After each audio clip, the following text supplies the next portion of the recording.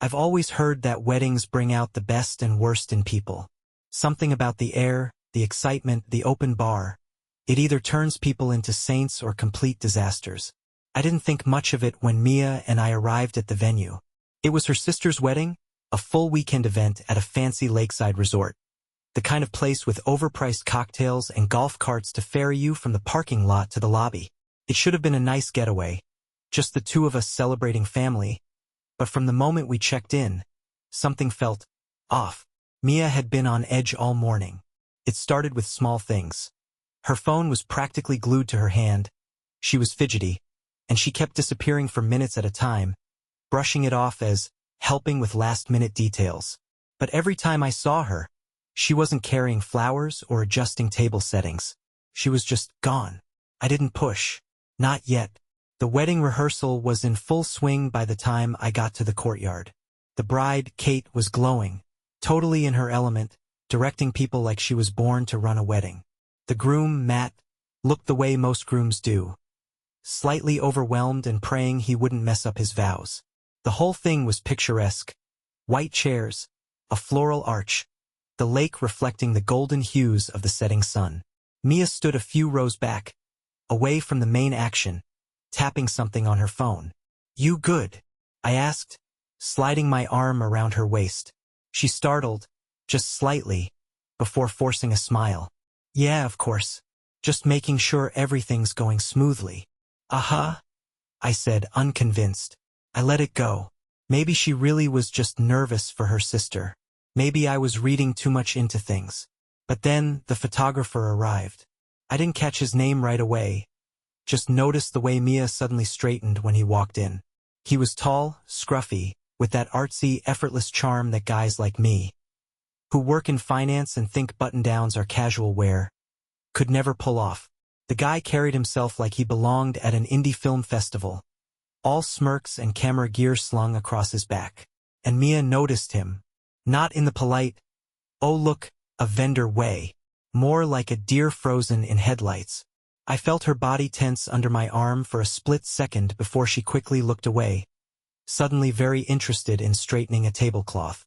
I might not be the smartest guy in the world, but I know when my wife is acting weird. Something was up. I watched them. Not obviously.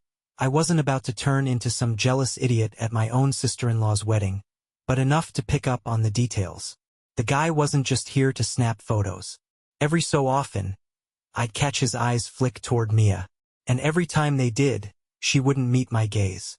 We made it through the rehearsal dinner without incident. Drinks flowed, people laughed, and Kate's future in-laws got just drunk enough to be entertaining without embarrassing themselves. Mia sat beside me, laughing in all the right places, squeezing my hand when conversations got sentimental. From the outside, we looked like the perfect couple. But I couldn't shake the feeling that something had shifted. Later that night, back in our hotel room, I watched as Mia checked her phone one more time before setting it face down on the nightstand. I turned off the lamp, rolled over, and whispered, "You sure you're okay?" She hesitated, just for a second. Then, she kissed my shoulder. "Of course, babe. Just tired." I closed my eyes. And in that moment, I wanted to believe her. Weddings are supposed to be about love, commitment, and family. But by the time the ceremony started, I wasn't feeling much of any of that. Mia was acting stranger by the hour. She barely touched her breakfast, which was weird because my wife loves breakfast. She's the type who will devour pancakes and eggs and still steal food off my plate. But that morning, she just pushed her food around, eyes flicking to her phone every couple of minutes like she was waiting for a message. "You're barely eating," I pointed out. She glanced up, startled, then forced a laugh. "Nerves. Kate's been stressing, and I just want everything to go well for her." She was lying. I didn't know what she was lying about, but I knew my wife. I decided to let it slide, for now. The ceremony itself was beautiful, the kind of thing that makes you believe in love.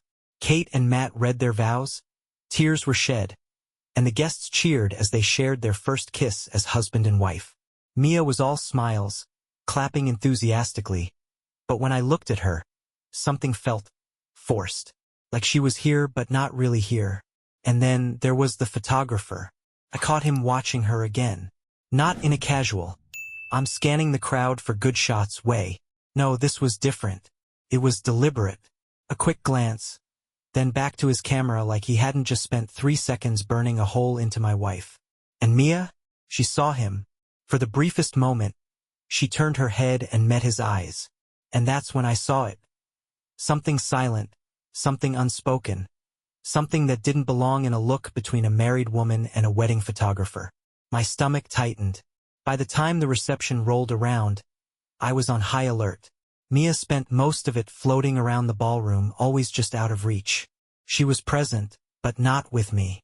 Every time I tried to pull her in, wrap my arm around her, steal a dance, she had an excuse.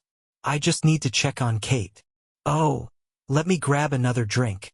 I'll be right back. She never was. And then, at one point, she disappeared altogether. It wasn't immediately noticeable.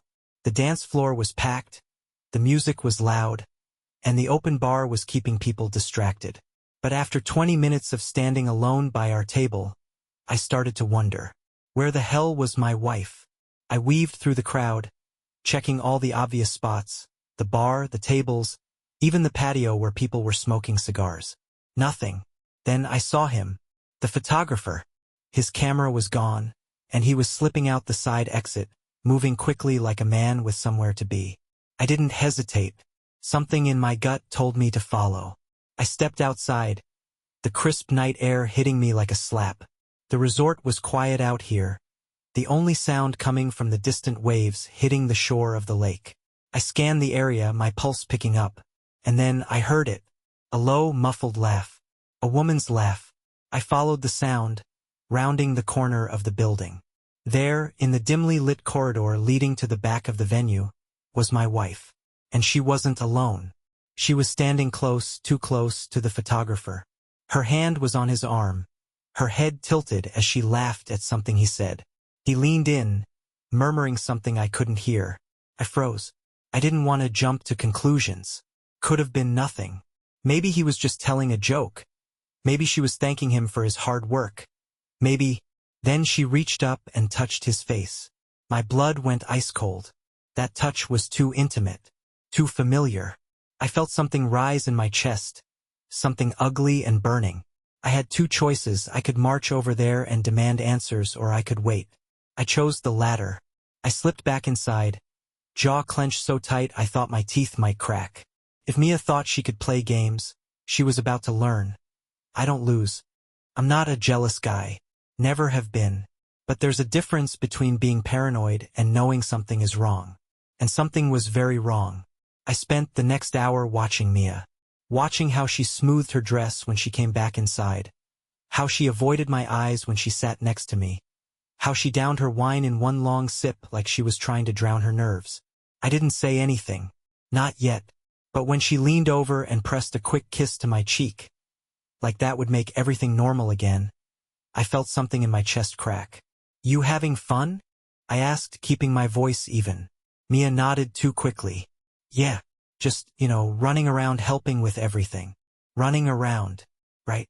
I glanced toward the photographer. He was back to work, snapping pictures of the bride and groom's first dance like he wasn't just outside with my wife, having a conversation that sure as hell didn't look like just a conversation. I let it slide for now. But I wasn't stupid. The reception was winding down. People getting tipsy, ties loosened, high heels abandoned under tables. Mia was talking with a few of Kate's bridesmaids when I saw her phone light up on the table in front of me. I wouldn't have paid attention, except the name on the screen wasn't one I recognized. JD. My stomach twisted. I glanced at Mia. She hadn't noticed the message. She was too busy laughing at whatever one of the bridesmaids said, looking the most relaxed I had seen her all night. I looked back at the phone. Another message popped up. Meet me in 15. Usual spot. My pulse pounded. Usual spot? I felt my jaw clench so hard it hurt. My hands curled into fists under the table. I forced myself to stay calm, to think. Mia hadn't seen the message yet, and I had a choice. I could grab her phone, show her the messages, demand an explanation right here in front of everyone. Or I could see exactly where she was going. A few minutes later, Mia stretched, letting out an exaggerated sigh. "I think I'm gonna step outside for some air," she said casually. "Want me to come with you?" I asked, testing her. She hesitated barely, but I caught it. "Nah, you're good. I'll be right back." Lies. I watched her weave through the crowd, heading for the back doors, and I followed. Keeping a safe distance, I moved through the dimly lit hallway, slipping past drunk wedding guests and staff packing up decorations. Mia turned a corner, walking with a purpose, like she knew exactly where she was going.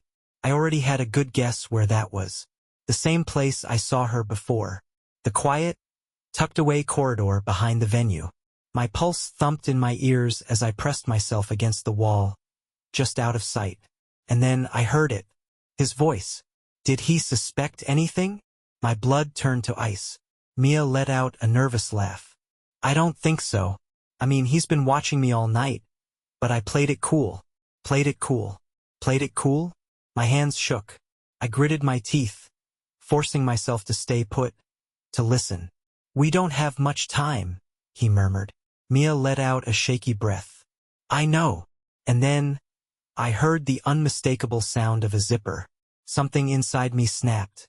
I didn't think. I moved. I stepped around the corner, my voice low and sharp. "The hell do you think you're doing?" Mia gasped, stumbling back like she'd seen a ghost. The photographer, JD, I now realized, went rigid, his hands frozen mid-motion as he fumbled with his pants. His eyes went wide. And just like that, the facade shattered. I had them. Both of them. For a few long seconds, no one moved. Mia's mouth opened, then closed, her face draining of color so fast she looked like she might pass out. JD just stood there, hands frozen at his belt, looking at me like he was trying to figure out whether to talk his way out of this or just bolt. I took a step forward. "Go on," I said, voice dangerously calm. "Tell me what's going on." Mia swallowed hard. "Alex." No. "No, don't do that."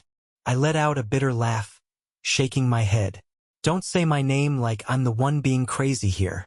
I want to hear it from you. What exactly were you about to do with him, Mia?" Her lips parted, but no words came out. "JD recovered faster." His hands went up like I had a gun pointed at him. Hey, man. "Listen, it's not."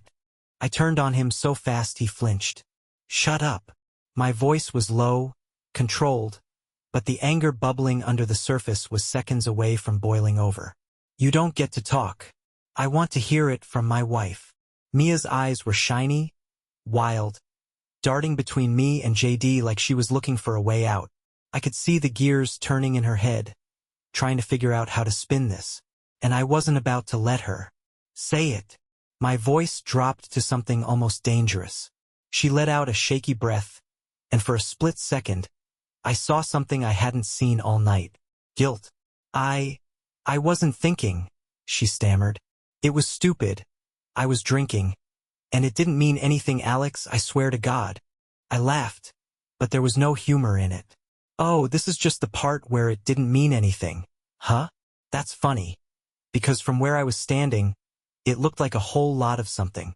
Mia blinked rapidly, shaking her head. "It was a mistake." "No, Mia. A mistake is forgetting an anniversary. A mistake is burning dinner." I pointed at JD. That was a choice." JD cleared his throat. "Look, man." I turned to him, stepping in closer. He wasn't taller than me, but he had that lean, cocky build, the kind of guy who probably thought he could talk his way out of any situation. "What?" I snapped. He hesitated. I didn't know she was married." I actually laughed at that. "Oh, you didn't know? You must have missed the wedding ring she wears every single day." "Huh." Mia shot him a look, panicked. That's when I knew. He did know. I took another step forward, and he backed up. "You want to try that again?" JD ran a hand through his hair, glancing at Mia. "Mia, you should leave." I cut in. "Before I break your face." He got the message. Without another word, he turned and practically ran down the corridor, disappearing into the night. I didn't even watch him go. My eyes stayed locked on Mia, and now it was just us. For a long moment, Neither of us spoke. The distant sound of music and laughter drifted from the reception hall, a sick contrast to the disaster unfolding here. Mia's hands trembled as she reached for me. "Alex!" I pulled back. Don't even try it." Tears welled in her eyes. "It wasn't. Don't lie to me, Mia." My voice cracked, but I didn't care. "Don't insult me by standing here and acting like I didn't just catch you about to sleep with another man at your sister's wedding." Her face crumbled, but I was past the point of caring. "How long?"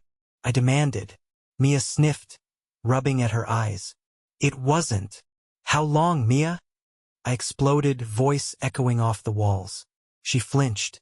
Then, she whispered, "A few weeks." I let out a hollow laugh, running a hand through my hair. "A few weeks. Wow." I paced back and forth, trying to get air into my lungs, trying to keep my head from spinning. "So what? You just meet some guy at your sister's wedding planning meetings and decide, 'Hey, this one seems fun.'" Mia wiped her eyes, her lip trembling. I don't know why I did it, Alex." "Oh, stop it," I snapped. "You know exactly why you did it." She shook her head, chest heaving. "I love you, Alex. I swear to God." I laughed again, the kind of laugh that comes from someone who has completely lost faith in humanity. Right? Because that's what love is. Sneaking off with some guy, making plans for a usual spot. Jesus Christ, Mia. Tears streamed down her face now. I'm done." The words came out before I even fully processed them. Mia froze. "What?" I looked her dead in the eyes.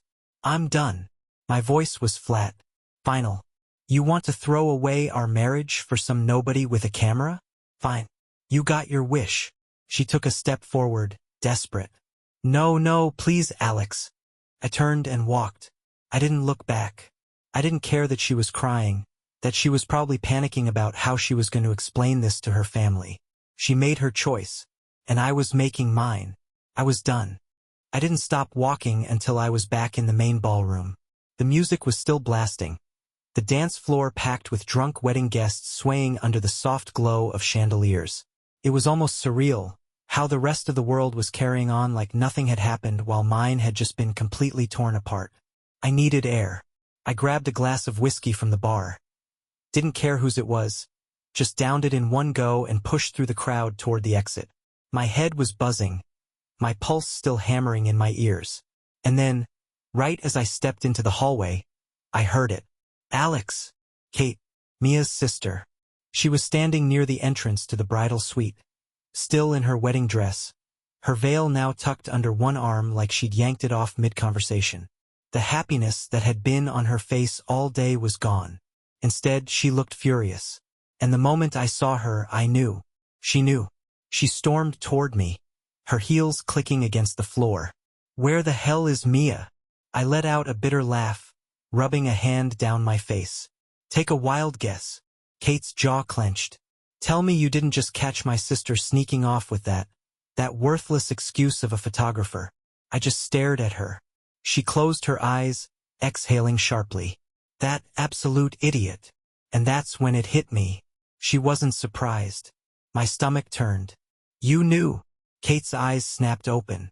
"No, I mean not exactly. I just..." She groaned, running a hand through her curls. "I had a bad feeling, okay? She's been weird for weeks. And tonight, she kept avoiding me, sneaking off. I asked her about it, and she swore she wasn't up to anything. But I knew she was lying." I let out a dry chuckle. "Yeah, well, now there's no doubt." Kate looked like she wanted to break something. Jesus. On my wedding day. She couldn't even keep it together for one night. I scoffed. "I don't think she ever planned to." Kate's face twisted in anger. "Where is she now?" "Back there. Probably crying." I shrugged. "Not my problem." Kate hesitated. Then, before I could react, she turned and marched down the hall toward the back exit. I didn't follow, not at first. I wasn't sure if I wanted to. If I saw Mia again, I didn't trust myself not to say something that would burn this entire wedding to the ground. But after a few seconds, I exhaled sharply and went after Kate. By the time I reached the corridor, she was already on Mia. "You absolute idiot." Kate hissed, voice low but sharp. What the hell is wrong with you?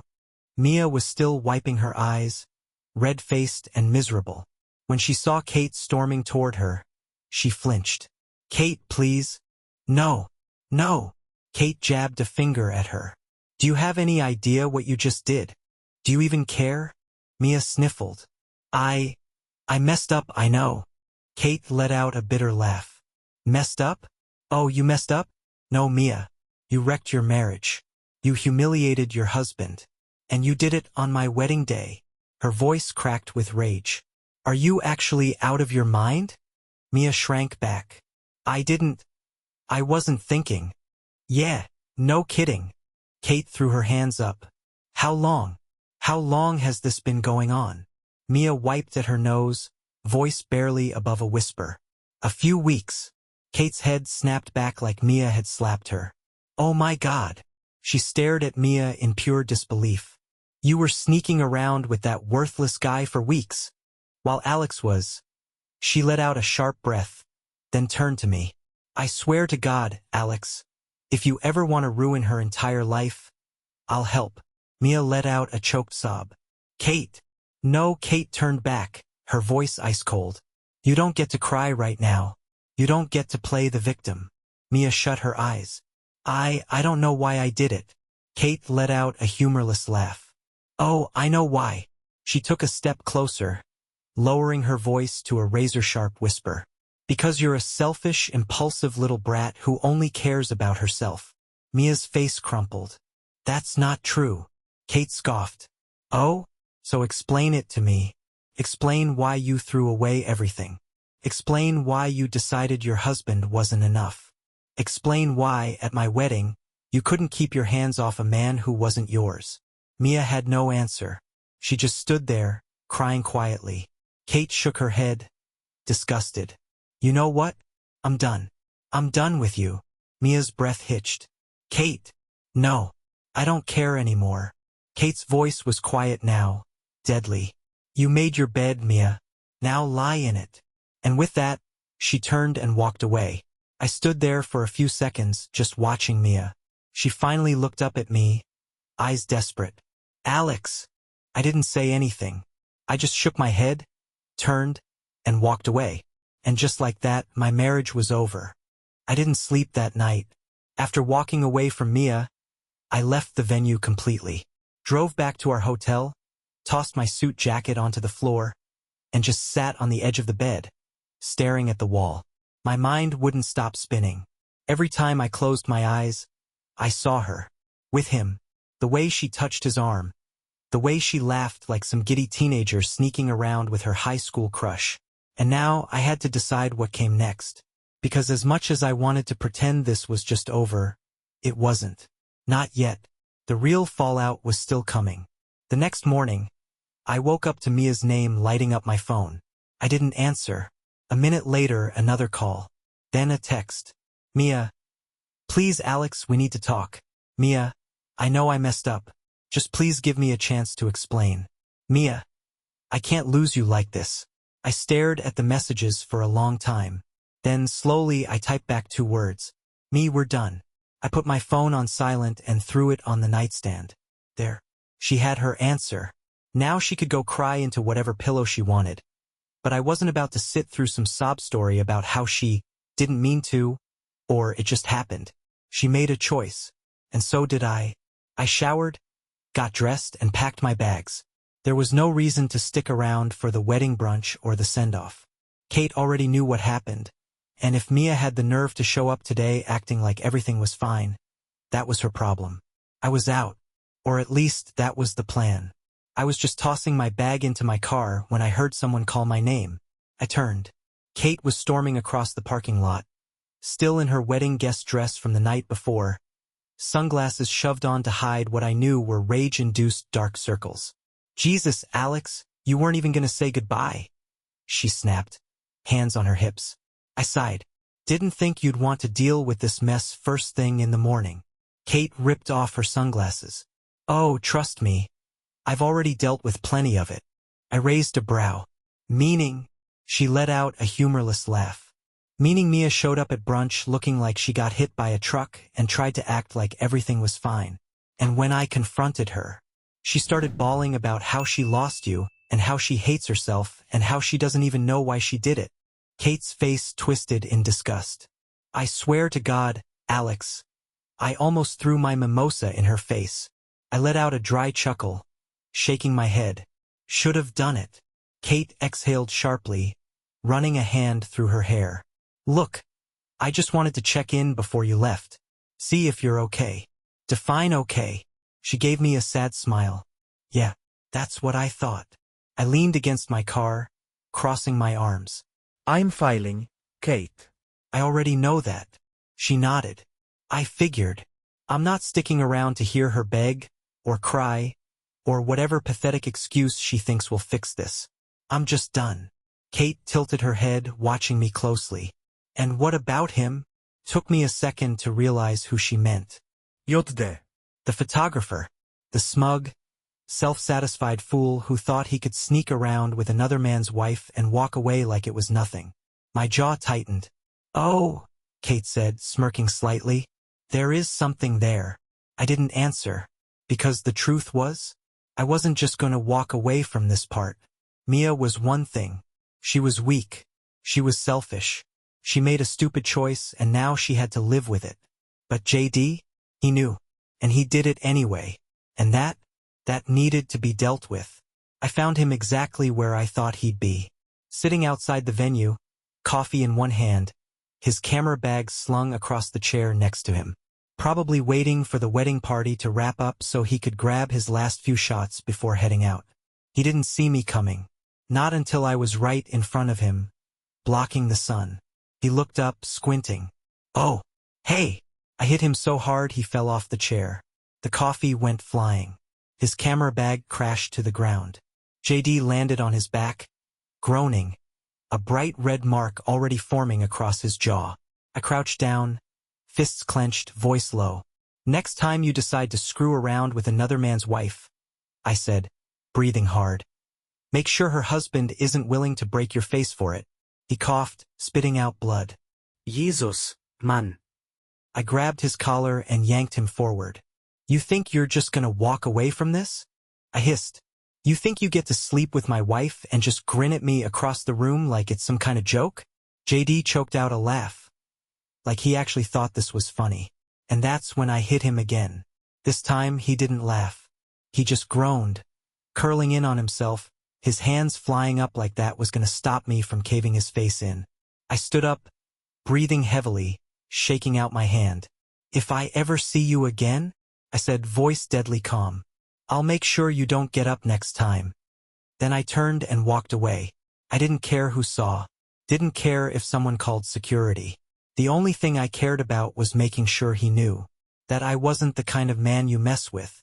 By the time I got back to my car, my knuckles were throbbing. I didn't care. I didn't regret a single thing. JD was lucky I stopped when I did. That smug excuse for a man thought he could sneak around with a married woman and just walk away? No. Actions have consequences. And Mia? She was about to learn that too. I was done being the guy who let things slide. I was done playing nice. I drove straight home. For hours on the highway, nothing but the hum of the engine and the lingering sting in my hands to keep me company. I didn't answer any of Mia's calls. Didn't check my texts. Didn't even care if she was still at the venue or had driven back separately. She wasn't my problem anymore. When I finally pulled into our driveway, I didn't hesitate. I went inside, grabbed a duffel bag from the closet, and started packing. I wasn't the one who was going to leave. She was, and she was going to know it the second she walked through that door. The first thing I did was change the locks. It was petty. It was unnecessary, but it felt good. Next, I went through the house and gathered everything that was hers. Clothes, makeup, shoes, every little reminder of her existence. I tossed them into suitcases and dragged them to the front door, stacking them in a neat little pile on the porch.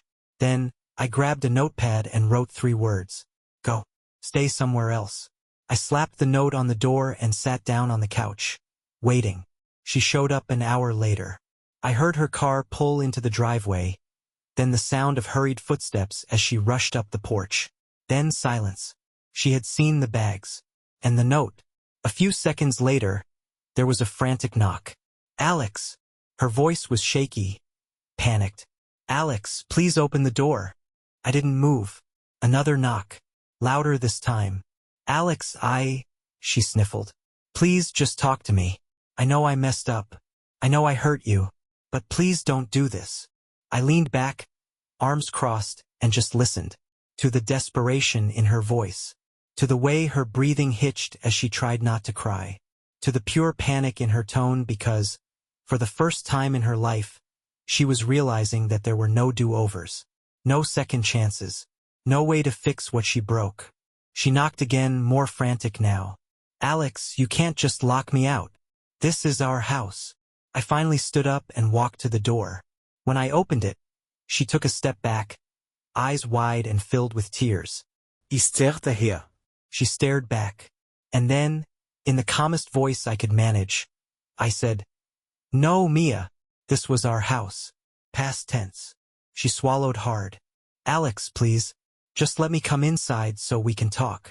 I glanced at the bags at her feet. There's nothing to talk about. You made your choice. Her breath hitched. I wasn't thinking. I let out a sharp laugh. No, you were thinking. Just not about me. Mia's eyes filled with fresh tears. I was stupid, Alex. It was a mistake. Stop calling it a mistake. My voice was ice. A mistake is sending a text to the wrong person. A mistake is forgetting a birthday. What you did, that was a choice. She shook her head, lips trembling. I love you. No, you don't. She flinched. If you loved me, you wouldn't have done it. If you loved me, you wouldn't have lied. You wouldn't have touched him the way you were supposed to only touch me. I exhaled sharply. You don't get to stand here and act like you suddenly care, Mia. You don't get to be the victim. Tears streamed down her face. I am sorry. Maybe you are. I shrugged. But it doesn't change anything. She reached for me. I stepped back. Her face crumpled. What do you want me to do? I gestured to the bags. Take your things. Find somewhere else to stay. And don't come back. Mia's lips parted in shock. Alex. I mean it. My voice was calm, final. This? It's over. And that's when she broke. The weight of what she did finally hit her. Her knees buckled, and she sank onto the porch, sobbing, hands shaking as she gripped the sides of her head like she could somehow undo what had already been done. I watched her for a moment. Then I turned, stepped back inside, and shut the door. I didn't wait to see if she would leave. I didn't need to. She had already lost me.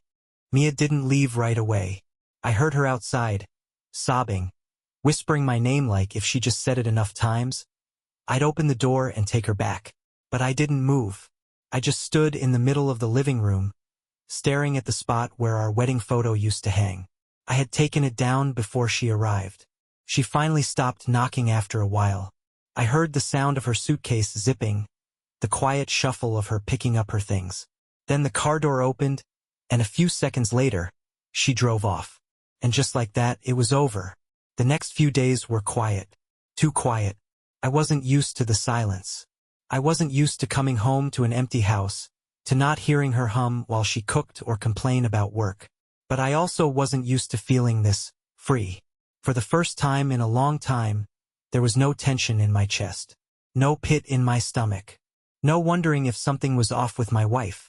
Because she wasn't my wife anymore. Not in the ways that mattered. The divorce papers were easy enough to file. I didn't want anything from her, and we had no kids, so there wasn't much to fight over. When my lawyer sent her the paperwork, she signed without protest. I guess she knew there was no fixing this. A few weeks later, I ran into Kate. She had asked me to meet her for coffee, saying she wanted to check in. When I arrived, she was already sitting at a corner table, stirring sugar into her drink with a little too much force. Let me guess, I said, sitting down across from her. You have an update. Kate sighed, shaking her head. You have no idea. I raised an eyebrow. She's still trying to fix things? Kate scoffed. Oh, she's past that now. She's in the woe is me. My life is ruined.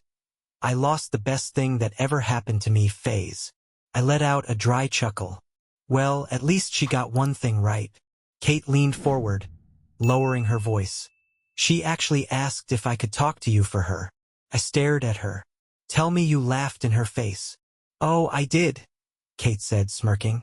Told her she should be grateful you didn't throw her stuff on the lawn and light it on fire. I nodded approvingly. Good call. She hesitated. There's more. I sighed. Of course there is. Kate sighed, running a hand through her hair. She, tried reaching out to JD. I frowned. What? She thought maybe he'd still be interested in her. Kate let out a humorless laugh. Turns out he's not. Shocking, I know. I shook my head. Let me guess. He ghosted her. Kate grinned. Hard. He blocked her number, ignored her messages, the whole thing. Apparently he's got a new girl now. Some model or influencer or whatever. I leaned back in my chair, feeling something I hadn't expected. Satisfaction. Mia had ruined her marriage for a guy who had no intention of sticking around. And now she had nothing. I should have felt bad. I should have had some sympathy for the woman I had once loved. But I didn't. I just felt done. A few months later, the divorce was finalized. Mia sent me one last message that night. Mia, I'm sorry for everything. I hope one day you can forgive me. I stared at the screen for a long time. Then, I deleted the message. No response. No closure for her. Just silence. The same silence she had left me with when she made the worst decision of her life. I shut off my phone, leaned back in my chair, and took a deep breath. For the first time in a long time I felt free, and I was never looking back.